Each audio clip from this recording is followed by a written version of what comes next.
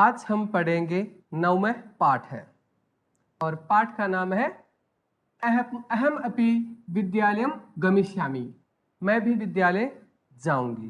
ठीक है, तो इसके बारे में आधा चैप्टर हमने कल पढ़ लिया था, है ना। तो जिसमें मालिनी नामक एक महिला होती है जो अपनी पड़ोसन गिरिजा है उसको कामवाली के बारे में कुछ कहती है ना। तो गिरिजा कहती है कि भाई उसके एक कामवाली है, दसना नाम की, है ना, और वो दसना है उसकी अपनी पुत्री के लिए कार्य ढूंढ रही है। तो कल मैं उनसे आपकी वार्तालाप करवाती हूँ। तो कल अगले दिन घर की घंटी बजती है, दसना अपने पुत्री के साथ में वहां आती है और उनसे आपस में उन दोनों की बातें होती है। ठीक है, और वो लड़की कितने साल की थी? 8 वर्ष की थी। ठीक है, तो उसको देखकर और मालिनी कहती है कि ये तो बहुत ही छोटी बच्ची है, ये एक घर का काम कैसे करेगी, है ना। ये समय तो इसका क्या है, खेलने और पढ़ने का समय है। ठीक है, जैसे इस तरह से उन दोनों के बीच में बातें होती है और आगे पढ़ते हैं हम। ठीक है, मालिनी, तो मालिनी कहती है क्या? अहो अज्ञानम भवत्या, अरे तुम तो अज्ञानी हो, कुछ नहीं जानती हो तुम तो, है ना। किम न जानसि यत् नवोत्तर द्विसहस्रे तमे वर्षे सर्वकारेण सर्वेषां बालकानां सर्वासां बालानां कृते शिक्षाया मौलिक अधिकारस्य घोषणा कृता। किम, क्या, न नहीं, जानना सी जानती हो, यत की, क्या तुम नहीं जानती हो कि नवोत्तर द्विसहस्रे अर्थात 2009, ठीक है, ईस्वी में सर्वकारेण सरकार के द्वारा सभी बालक और सभी बालिकाओं के लिए कृत्य यानी लिए के लिए शिक्षा का मौलिक अधिकार से मौलिक अधिकार की घोषणा की गई है ना। अरे क्या तुम नहीं जानती कि 2009 में, अरे 2009 ईस्वी में क्या किया, सरकार के द्वारा सभी बालक और सभी बालिकाओं के लिए शिक्षा का मौलिक अधिकार की घोषणा की गई है।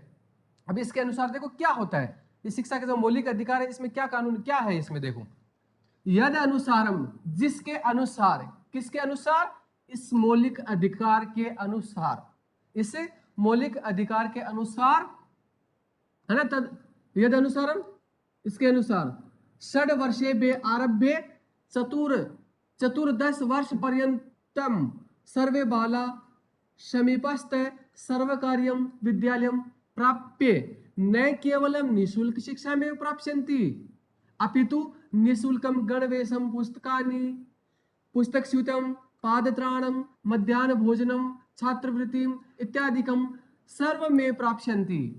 अब देखो क्या कह रहे हैं, यद अनुसारम, जिसके अनुसार, किसके अनुसार, मौलिक अधिकार के अनुसार, षड वर्षे बे 6 वर्ष से आरभ्य लेकर, है ना, तो 6 वर्ष से लेकर चतुर्दश वर्ष पर्यंत, चतुर्दश अर्थात 14 वर्ष तक के सर्वे बाला, सभी बालक और बालिकाओं के लिए, समीपस्थ, पास में स्थित, सर्वकार्यम, सरकारी विद्यालय में, सरकारी विद्यालय में प्राप्त करके न केवल निःशुल्क शिक्षा में प्राप्स्यन्ति, न केवल निःशुल्क शिक्षा ही प्राप्त करोगे, अरे केवल निःशुल्क शिक्षा ही प्राप्त करोगे, अपितु इसके अलावा क्या है, देखो, निःशुल्क गणवेशम, गणवेश किसको कहते हैं, स्कूल यूनिफॉर्म होती है ना, स्कूल ड्रेस, स्कूल पोशाक, है ना, तो निःशुल्क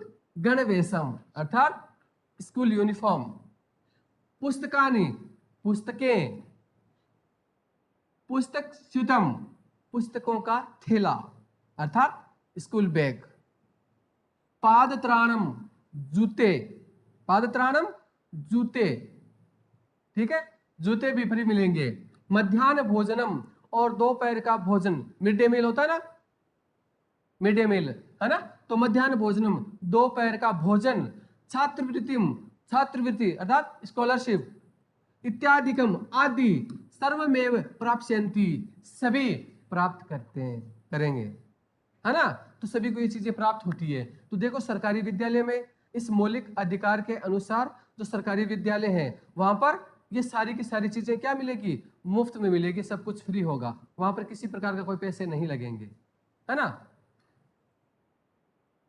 ठीक है, तो इसमें क्या क्या है फ्री, शिक्षा तो फ्री है ही है, अरे शिक्षा तो फ्री है, इसके अलावा स्कूल यूनिफॉर्म, पुस्तकें, पुस्तकों के लिए बैग थैला, है ना, तो स्कूल बैग और जूते और दोपहर का भोजन और छात्रवृत्ति स्कॉलरशिप भी मिलती है ना। तो ये सारी सारी चीजें उनको फ्री मिलती है। तो देखो वो दर्शन है इस शिक्षा के अभाव में अपनी बेटी को पढ़ाने में असमर्थ थी, है ना, क्योंकि उसको पता नहीं था कि सरकार के द्वारा ये योजनाएं भी लागू की हुई है कि जिसमें 6 वर्ष से लेकर और 14 वर्ष तक के बच्चों को निःशुल्क शिक्षा प्राप्त की जाए। लेकिन अब ये जो है ना शिक्षा का, वो 14 वर्ष के बजाय अब कितना कर दिया है, 18 वर्ष कर दिया है ना। वर्तमान में कितना है, 18 वर्ष, यानी 6 से लेकर 18 वर्ष तक के बच्चे की सरकारी विद्यालयों में निःशुल्क शिक्षा और ये जितनी भी चीजें हैं, पुस्तकें, यूनिफॉर्म, जूते, दोपहर का भोजन, छात्रवृत्ति, ये सारी सब कुछ क्या मिलती है, फ्री मिलती है वहां पर, है ना। अत्येवम ऐसा है, आश्चर्य मालिन्यम पश्यति, आश्चर्य से मालिनी को देखती है, कौन, दर्शना। तो दर्शना कहती है क्या ऐसा है, आश्चर्य मालिन्यम पश्यति, आश्चर्य से देखती है कि क्या ये सही है, अरे ये जो सारी चीजें मिल रही है क्या सही है क्या ये, उसको तो विश्वास ही नहीं हो रहा कि आजकल विद्यालय में ये सब कुछ फ्री भी मिलता है ना। तो आश्चर्य से मालिनी को देखती है, तो मालिनी कहती है आम वास्तुतः एवमेव, हाँ वास्तव में ऐसा ही है, वास्तव में ऐसा ही है, यानी कि ये सब कुछ फ्री मिलता है ना। दर्शना, दर्शना कहती है, क्या कहती है, कृतार्थम प्रकटयन्ति, कृतार्थ प्रकट करती है, और क्या कहती है, अनुग्रहितास्मि महोदय, हे महोदय, हे महोदया मैं अनुग्रहित हूं, एतत् बोधनाय, यह बताने के लिए, है ना, आपने मुझे ये सब कुछ जानकारी दी, इसके लिए मैं अनुग्रहित हूं, यानी मैं आपका एहसान मानती हूं।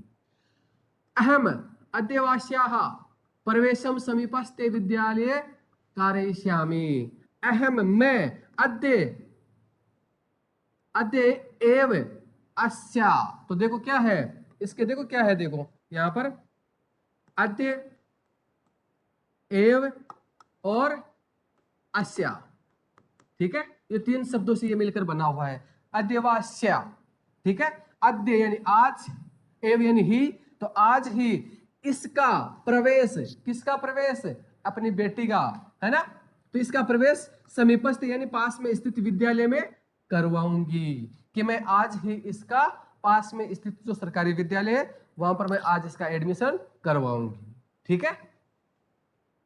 दर्शनाया, दर्शना, दर्शनाया पुत्री, दर्शना की पुत्री, उल्लासेन सह, या उल्लासेन सह यानी प्रसन्नता से, खुशी से, खुशी से, प्रसन्नता से क्या करती है, अहम विद्यालयम गमिष्यामि, मैं विद्यालय जाऊंगी, मैं विद्यालय जाऊंगी, अहम अपि पठिष्यामि, मैं भी पढ़ूंगी, यानी इतने दिन तो बेचारी उसको काम करना पड़ता था, पढ़ाई, देखो वो बच्चा भी पढ़ना चाहता है ना, अरे जो बच्चे होते हैं वो भी क्या है, दूसरे बच्चों, जो गरीब परिवार के बच्चे होते हैं वो भी क्या, स्कूल जाना चाहते हैं, पढ़ना चाहते हैं, लिखना चाहते हैं, खेलना चाहते हैं, सब कुछ अपना बचपन जीना चाहते हैं, लेकिन उनकी कुछ मजबूरियां होती है ना।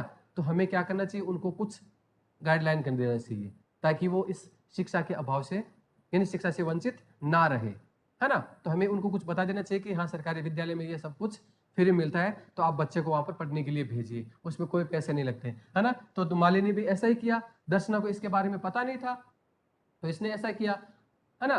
तो वो बालिका क्या कह रही है कि मैं भी विद्यालय जाऊंगी और मैं भी पढ़ूंगी, इत्युक्त्वा ऐसा कहकर कर्तलवादन सहितम नृत्यति मालिनीं प्रति च कृतज्ञताम ज्ञापयति, इत्युक्त्वा ऐसा कहकर, कर्तलवादन सहितम तालियां बजाकर, अरे तालियां बजाते हुए, नृत्यति नाचती है, कौन, दर्शना नहीं नाच रही है, दर्शना की पुत्री नाच रही है, ठीक है, आप मत सोचना कि दर्शना नाचने लग गई, नहीं, तो दर्शना की पुत्री है वो क्या करती है, तालियां बजाकर नाचती है और मालिनी प्रति, मालिनी के प्रति कृतज्ञता ज्ञापयति, कृतज्ञता प्रकट करती है ना। यानी एहसान प्रकट करी कि आपने बहुत अच्छा काम किया कि मुझे आज इसके बारे में बताया, है ना।